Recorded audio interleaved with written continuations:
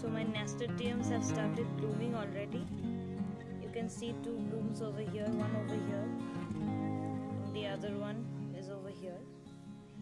And in the other pot, this is the bloom.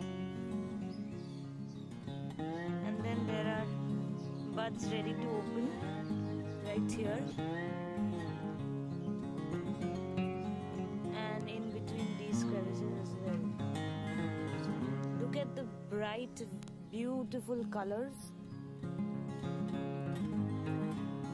This was the first time I tried to plant nasturtiums, and I'm really pleased with the outcome. So I'm sure these will attract a lot of butterflies and hummingbirds because of their vibrant colors.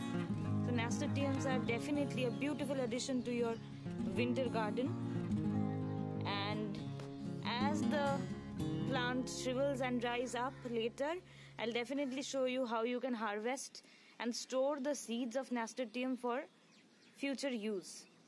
Thank you so much for watching. Take care and happy gardening.